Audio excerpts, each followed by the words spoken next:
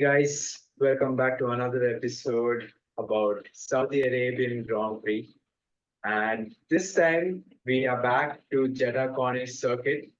It's third largest circuit in the Formula One calendar with the highest number of turns, 27. And also it happens to be the fastest street circuit, ironically, right, Vishal? Street, street circuit, Yeah, it is. It's literally made on the public roads.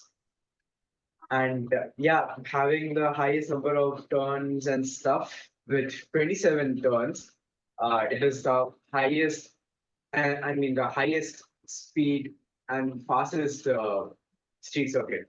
Ironically, again. which is an average of 250 kilometers per hour, which is insane to actually think about, given that there's very little runoff, very little space for you to make any errors as such, and so many blind corners, which was brought up in 2021. They did iron it out, but still, it feels a little dangerous to see cars go that quickly, especially in turns 23, 24, and before that, I think somewhere around 10 or 13. I think there are so many corners where you can very easily go off track. But still, it provides for some exciting racing. Very good braking points, very sharp braking points to be precise. And yeah, there was some decent action to talk about, which we'll probably get on to at the later part of the discussion. And also, people say that this track is a mixture of Spa and Monaco. Did you know that? Monaco, I would understand why it is, because of the narrow roads, literally this Who narrow. who are these people? I want to know. Who are these people? No, I mean Oh if you look at God. it, no. See, if you look at it, it's actually it kind of makes sense. It's high speed compared to Spa. I mean, it gets from Spa and also narrow roads like Monaco. So yeah, more you know, the better it is. Well, anyway, let's just start talking about the weekend then. Talking about a start, somebody did not get to start the way that they wanted. It ended before they even started, to be honest. And we're talking about Yeah, Gasly, Pierre Gasly, sitting in a car that's practically a stone at this particular point. A big, not even a stone, it's a boulder. It's a big rock, which saw so many people leave from Alpine. And it's honestly so sad. They have an all French lineup in an all French team, and they have one of the best drivers on circuit. Their equation does not help, but at the same time, two very talented drivers, and they're not able to give them a car that's probably even better for the midfield. And it's so sad that they sold a vision that's gone the entire opposite direction since Gasly has joined, and you have to feel for Gasly because the kind of performance he's put in that Alpha Tauri in 2021 to even get to the start line and before even you line up on the grid, you're saying you have gearbox issues. That talks a lot about the state of the team. It's so sad. It's honestly very sad. leave 2021 for AlphaTauri. He has been driving really good for starting from Toro Rosso itself. I think You the remember? Brazil podium to pull off that drag race with Hamilton, and then holding off Sainz and Monza in the Alpha Tauri. It was really something else. Like a driver with that quality does not deserve to have a car that's that bad. Exactly. I mean, see, Pierre Gasly has a lot of potential, but let's see. I mean, if the car is pretty good, then of course everyone will drive really good. That is a basic, fundamental need for a good racing driver, which is which stands very clear for Max Verstappen, as everyone can see by now. Yeah. And speaking of Alpine, I think Ocon did a really good job holding his ground this weekend because he finished P13 for a car that you already mentioned is a stone. Because we have seen in the last weekend in Bahrain, we have seen that Alpine literally were down there. Yeah. Literally a back Yeah, marker last week. This week, at least in qualifying, you were expecting that they'd probably still stay at the back. But not bad, capitalized on a few other events that happened throughout the race. Now, talking about events, you usually tend to see a lot of events happening in the first lap at Jeddah. And this year, surprisingly, it was very clean. And you saw some great racing for P2, to be honest, because the moment you started off, Perez got a rocket launch. Max was already in the distance. And wheel to wheel with Charles Leclerc, Charles really brought the fight to him in those 3-4 laps that he was ahead. Unfortunately, sobbing, not having another red team's jersey, I had to wear some other red team's jersey to come and vent my frustrations here. But Yeah, on the it's other hand, I the think Charles really did a good job with keeping it wheel to wheel and then braving it out in the next breaking point to actually stay ahead of him. So good signs with what Ferrari is doing, but that start was really good. I don't think there was anything that was shabby or any bad racing as such. Everybody knew where their opponents were. Everybody knew where their drivers were. So that was really great to see. And it speaking of was a neat start, yes. even the restart, yes, even the restart was pretty good. I don't think uh, it was a messy restart, in spite of Lando really leaving it very, very late, right? Because Lando was almost at the pit start when he actually took off. I was genuinely very scared if there was gonna be another pile up like Mugello 2020. But I think people have seemed to learn their mistakes. Talking about Lando, do we even talk about how he jumped the start at the beginning of the race? And actually get away with that. I mean, if I just said, okay, I'm gonna close my eyes, nothing happened here. Good night. I still don't get the maths. Like the math isn't even mathing right now because K-Mac got two 10-second penalties. One for clipping into Albon or Tsunoda, I guess. Albon. The first one was Yeah, Albon. Albon. Yeah, it was Albon. And then in the same turn itself, he literally says, Hulkenberg, sorry, not Hulkenberg, Magnussen. Yeah, he just goes zoop like that, and he goes above outside the track limits, and he gets 10-second penalty for that. But yeah, still, I don't get the math. You know why? Because Lando Norris jumped the start, and he still didn't get any penalty for that, and he just gets away with it. I think Lando was super, super lucky to probably get away with it. But with Magnussen, I think the first one was pretty justified because he squeezed Albon into the corner, made contact. Fair. 10 seconds, agreed. But the second one was extremely harsh. He barely got off the track, and then, giving him a 10-second penalty did not make sense. 5 seconds, understandable. And again, did he maintain an advantage for too long is something that you would have had to take into consideration. But again, 10 seconds was a little too harsh on him as well. But definitely a lot of props to K-Mag, right? Because in spite of that restart, in spite of so many people putting a lot of pressure from behind, he did hold his ground really well, which worked in favor of Haas, which we'll get to at a later point. And talking of restarts, we have to talk about the person who caused it. Lance Stroll went Yes. for a stroll off the track into the wall. And then what followed on radio is the most hilarious thing I've ever encountered this season so far, at least. I mean, what was his strategist thinking? Did you not see a car just go straight? I'm like, okay, I'll just go there. I don't have any job on the track. Leave leave the car going straight. Like just before the car went straight, the strategist would have probably seen that the left tire literally just he just flipped the left tire. The left tire is just swirling like this.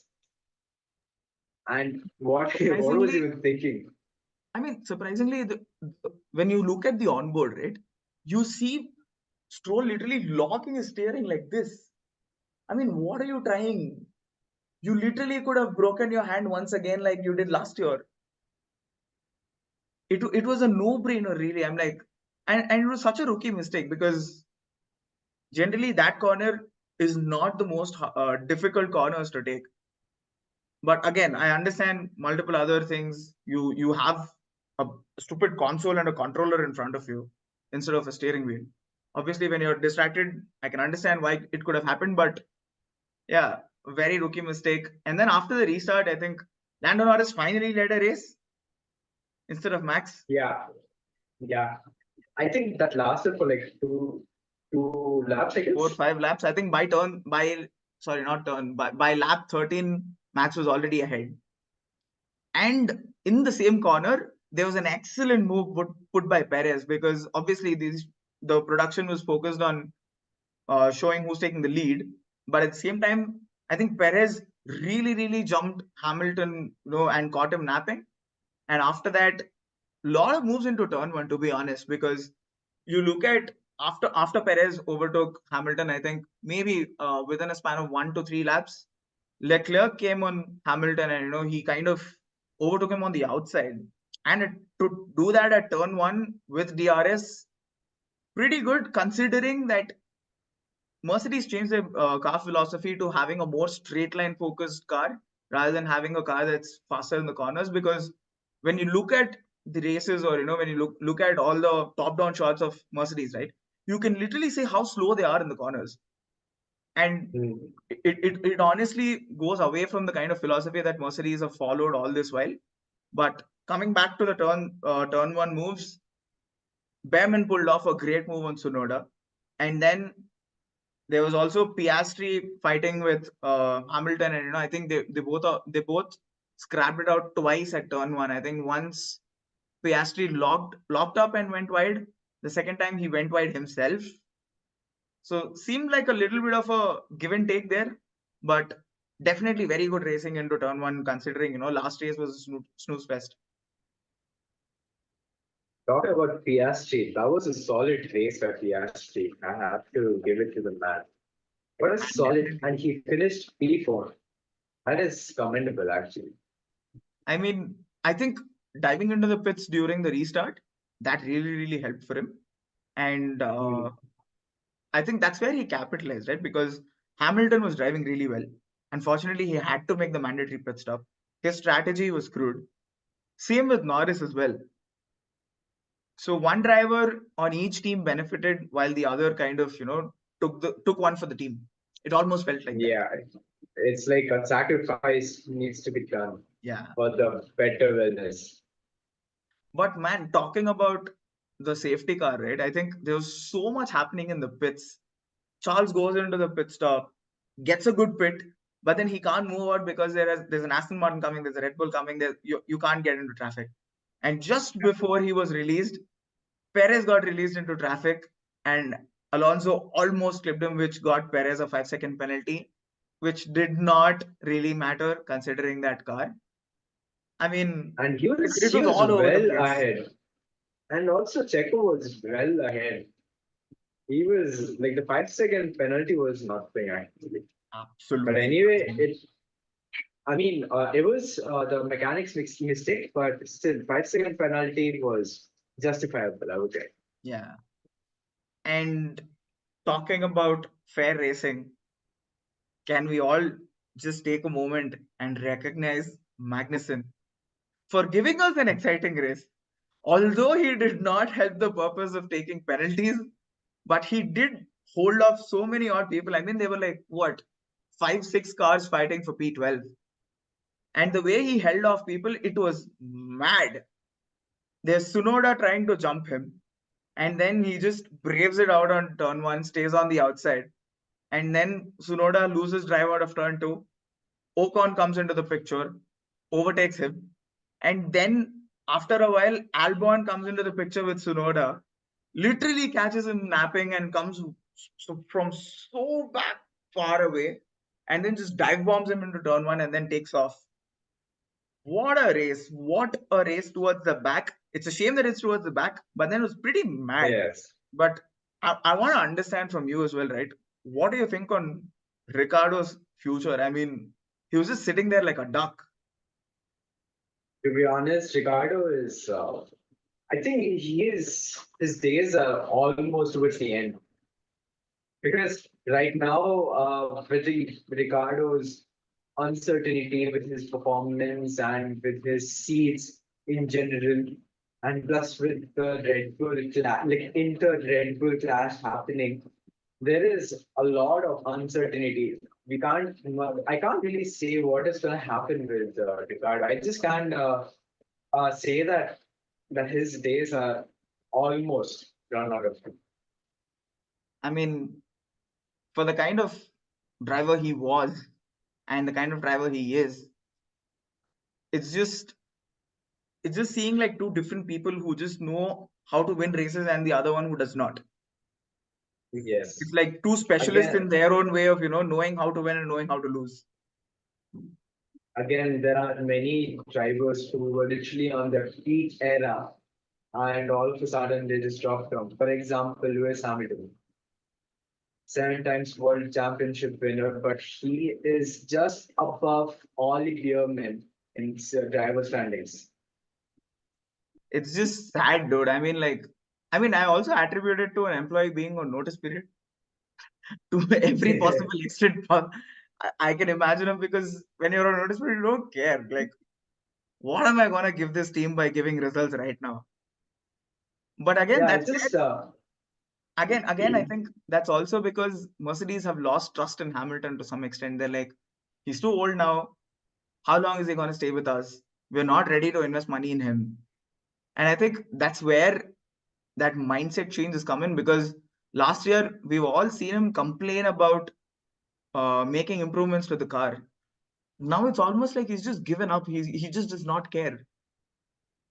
He's just there to drive yeah, and just get through the season. That's all he cares about. And I yeah. want to know from you, like, what do you really think of this entire situation as such, right? Because you see George trying to push everywhere, but do you think there's something happening between the drivers, or is it just the way I think that it's between the teams? What do you think? I would say that since Lewis Hamilton announced that he's going to join Ferrari in 2025 season, so Mercedes is just trying to get along with the season, and George is trying to continue the legacy that Lewis Hamilton has been carried on his shoulders for a long time, and which was again followed by Nico Rosberg also.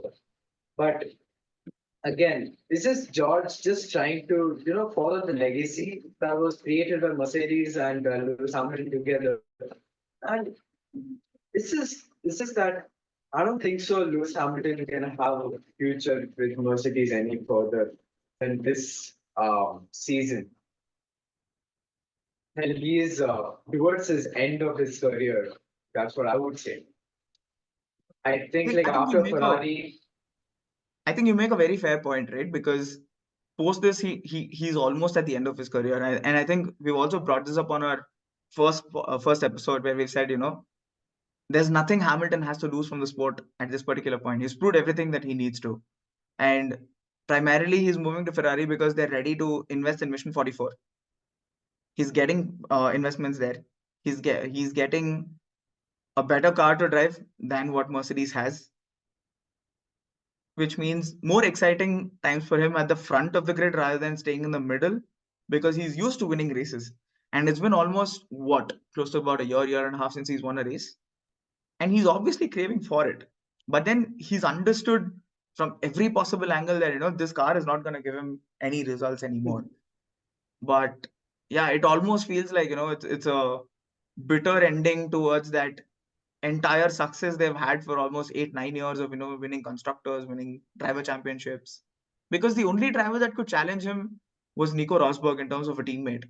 And after that, Max came along. That's a different story. We all know what happened there. We all know what people still talk about regarding that. But and we also know that what kind of clash that both the teams had in between. It wasn't a clash between the drivers, it was a clash between the teams. that as well. But I think there was a fair share of moments between Hamilton and Max during the 2021 season, right? Because look back to Monza, look back to Silverstone. And I think it started with Silverstone, to be honest, Yeah, it started with Silverstone. because Most definitely.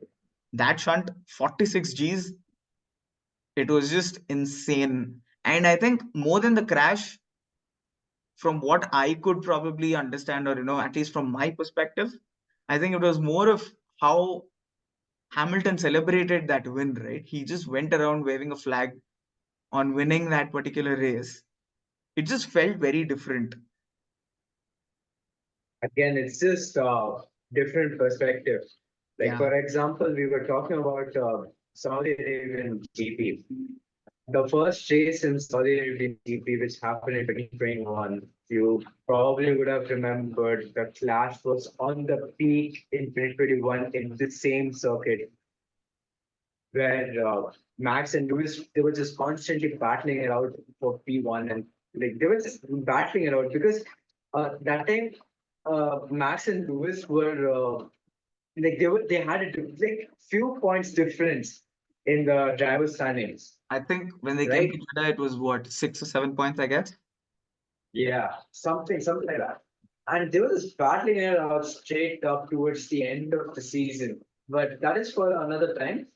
Uh, you probably would have remembered where Max was supposed to give back his position to Lewis Hamilton. But I think that's the when way, I think that's when Max kind of brake checked Hamilton, if I'm not wrong. He just ran into the yes, back of him. yes. Yeah, literally Hamilton, like he just slowed down all of a sudden and Hamilton couldn't even control and Hamilton just ran up in his rear. That was something else. That was like a war, to be honest. That started up a war.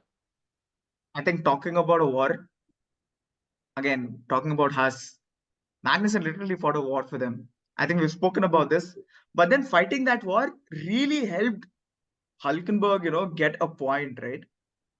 When will he get a podium? That's a story for another lifetime, probably, because Hulk is the only guy. I feel so bad for Hulkenberg. He's got so many good drives. He's got so many chances to get onto the podium, and then now we're excited about seeing him in the points.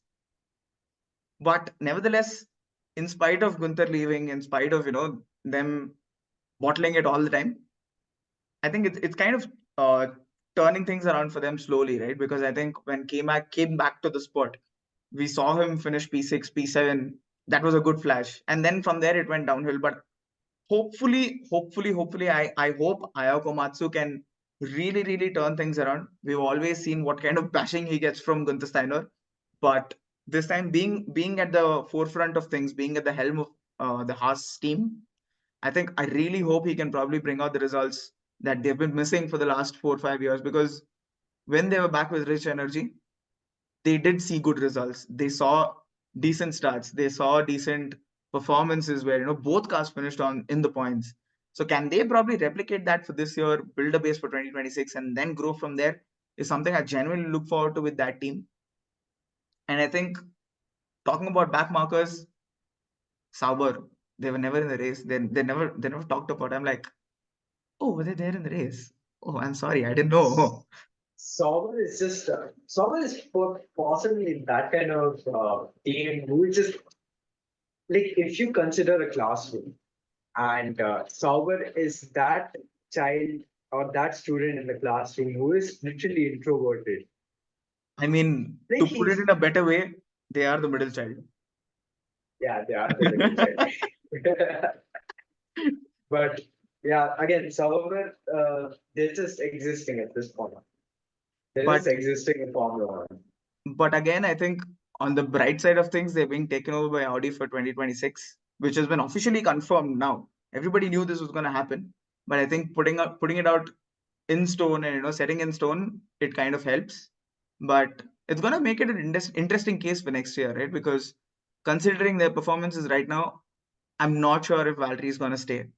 I'm not sure if Joe will probably find another seat elsewhere, given the kind of solidarity that other teams have amongst the other drivers that are there, or let's say talking of other drivers coming through the F2 ranks, right? There are so many people waiting on the sidelines. There's Mick, there's Bearman right now, whom we'll speak after we finish this, and there's again Kushmani, a fellow Indian, doing good runs and finishing P2 and F2. And apart from that, there's Richard Vishore, so many good talents. And I think there's also one more person, Theo Pocher, who won F2, who's Yeah, literally on the sidelines, who might get to Alpine, which is a very sad state of things given that he's French. So more baguette happening there. That is possibly. And you mentioned about Joe. I Yeah. don't think so that he will stick in Formula One for a long time. You know what? I think he's gonna go. He's gonna look for different formats in motorsports because I don't see Joe as that person who will be sticking around in Formula One because he's just he is basically the ping pong ball. He's just being smacked around here and there. Man, he was touted to be one of the most potential drivers in Formula One, but unfortunately, it's not panned that way for him. Although we did see good flashes of him in his rookie season, but again, coming to this year, last year, it was not the best that we had seen from him. Now, again, moving on to understanding or talking about rookie seasons, there was one person who was just put to the job because he was asked to be there. Ollie Bearman. What a freaking drive! What a drive! Starts off in P11, comes off with 1 hour of practice, almost misses out on Q3, rocks up to the race, finishes P7, being the second highest Brit on the track through the race. What a solid drive! What a solid drive! He is literally what I would say the prodigal son, I guess, because you've seen that dummy move that he pulled on. I don't remember who was that driver, but It was on Tsunoda. yeah, it was on Tsunoda. He pulled a dummy move on Tsunoda. What a move, man! What a move! Damn. And that is now termed as Bearman move. The Bearman move. I mean, Yeah, DC got a the little Bearman move. excited with it, but nevertheless, yeah, we'll just call it that. But yeah, we'll just call it that because that was a really nice dubbing movie. He just goes in the outside, then all of a sudden he just dives bomb in the inside and he overtakes. What racing is that? What chasing is that? And I think for once, Ferrari were able to give a good strategy to both their drivers as such, right? P2 to P3, understandable given Red Bull is so dominant, they'd still make time on track. But putting Behrman in the right spots, calling him in at the right time, and then giving him the right guidance in terms of how to manage tires, encouraging him to do better, giving him positive reinforcement through radio. It was really, really good to see from what Ferrari was doing. But I think a very, very good call in terms of putting him onto the job. And he's just the second driver to debut with Ferrari with their F1 career. There was one more person, I don't remember which year or what name his was, but I just came across this random fact that he is the only second driver to debut in F1 with Ferrari. And he's the youngest driver for Ferrari. And to do that with just 1 hour of practice and two quali sessions, it was insane, dude. I mean, this kid's definitely got potential, provided if there is one seat available somewhere in Ferrari's customer teams, which I'm guessing mostly will be Haas. I think Behrman definitely deserves to be on the track in that car. And he also has more points in F1 than in F2, actually. Ouch. Ouch. just one race, and he has more points in F1 than F2. And actually, the fact that he was on pole for F2 and he was supposed to be driving the sprint race, and he's just called up in an hour's notice to come and do the quali sessions and do the FP session. I'm like, man, that's crazy. Talking about the reason why Bearman was even in the grid this race, let's just talk, let's just say that we are happy for Carlos Sainz returning back after his appendicitis operation. Because I saw his Instagram post where he says literally Sainz 2 and appendicitis 0. Yeah. It was such That a was a such a striking recreation, right? Carlos Sainz Sr. sitting with his dad on the phone, and Carlos Sainz Jr. sitting with Carlos Sainz Sr. on the phone. I mean, like, wow, that's insane. But talking of appendicitis, the last time a driver got appendicitis, there was so much chaos. The driver improved so much. Now you don't know what's gonna happen once Sainz comes back. You know who I'm talking about. yes, definitely. And Alexander let's just Albon. came back from appendicitis and just broke the world of F1. Let's just hope that Carlos Sainz shows that he is potential, like he has a lot of potential for his 2025 seat. But I think if things turn out the way that we're discussing, Ferrari will definitely have a big headache to manage, especially a PR problem, because if Sainz ends up outscoring Leclerc this year, it's going to be a very embarrassing look for Fred Vasseur in specific for taking that call to drop Sainz in the first place. That is a lot of headache that Ferrari needs to manage. But again, Ferrari with the poor strategists, let's just hope that they'll do something with it. Yeah. So yeah, I think, well, that's pretty much what happened in the entire Saudi Arabian Grand Prix at the Jeddah Corniche circuit. Obviously, we don't have an outro, but F1 definitely does, because every race it's the same music, every race it's the same tune of the Dutch national anthem. Again, this is the same F1 outro, Dutch anthem. Mental stuff. But a lot of things happening off track, a lot of lesser than what's happened on track yesterday. Although I think this was a much better race when compared to Bahrain.